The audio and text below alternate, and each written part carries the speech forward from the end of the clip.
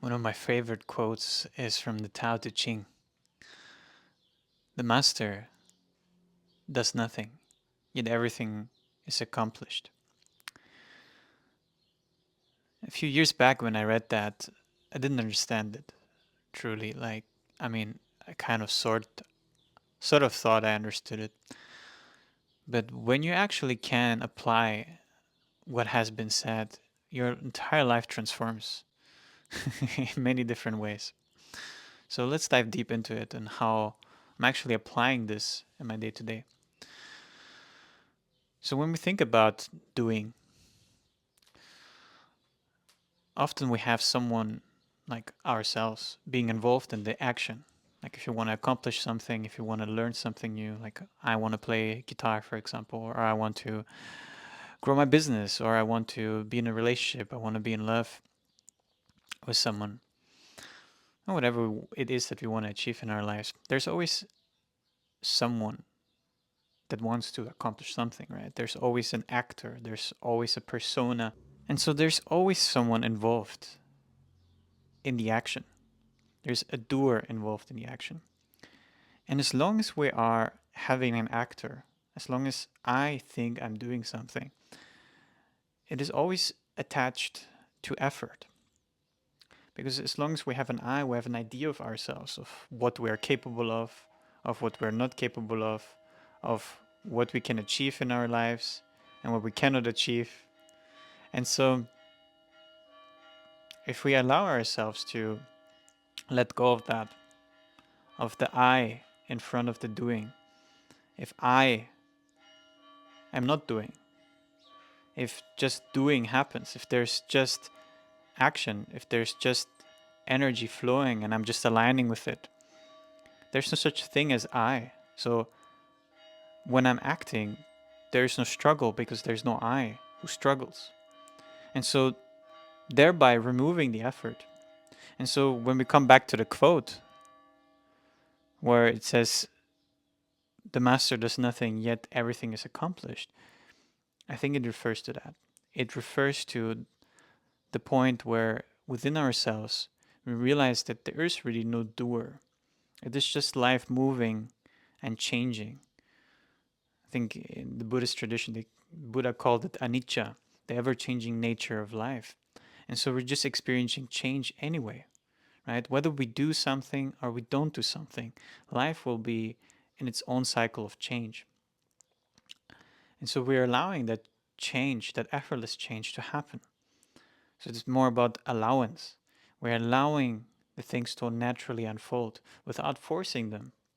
And so by removing the I in the doing, we do so. We do allow the things to happen without resisting them, without resisting the change, without creating friction or frustration. Because how often did we try to do something and it just felt frustrating when it didn't work out the way we wanted to, or we got angry at it, or we just got upset? I mean, that's a very common human emotion, but it's not the only way to respond to life. And once we remove the I in the doing and we allow the things to unfold and welcome them, there's no more I that can struggle. Because the moment you remove the I in the equation of doing, things just happen. It's not like I make something happen or I do something or I act. It's just happening. And this is a state of mind. This is not to be understood philosophically and not as a idea. It's not just an idea. This is just an embodiment of presence, that you're fully this moment, that your sense of identity is what is in this very moment. And so you're experiencing, you're witnessing this moment rather than trying to do as an I, as a separate entity. Because the truth is, we are one with everything. There's no separation between I and the rest of the cosmos. And so, if you realize that, and if you come into embodiment of that, because it's anyway our natural state, it's just a thought that we have that we're separate, but we're not separate. If you think about our breath right now, every inhalation is externally, and when we breathe in, it comes into our body, and as we exhale, it comes out of our body. So where is there the disconnection? Like clearly it is connected, and breath is the most subtle form. And how many forms are we connected to our environment that we don't notice of, that we aren't aware of? And so removing the I in the equation of acting makes you accomplish everything effortlessly. And so I invite you to tomorrow, if you, whatever you're going to try to accomplish, take the try away, first of all, and remove the I in the equation. If there's no I, you will see there's no more friction in whatever you try to accomplish. Everything just happens. You can still set goals, you can still set a direction and image. That's important. You need your mind to be focused upon something. Set the target, you know, and then shoot the arrow. You don't need to control the arrow mid-air. Shoot the arrow and let the arrow fly by itself towards the target. You don't need your involvement to change the arrow midway. Because that's what you try to do. You try to take an action. You say, I do this, I do that, I struggle with this, I don't accomplish this. Oh, this is very, very difficult.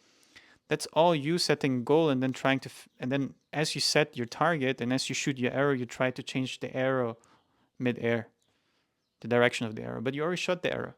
You don't need to change the direction of the arrow. If you miss, you try again. But there's no more I involved. You shoot the arrow and let the I dissolve in the action, thereby having it accomplished without I. So, thank you for being with me here today. I wish you a wonderful day.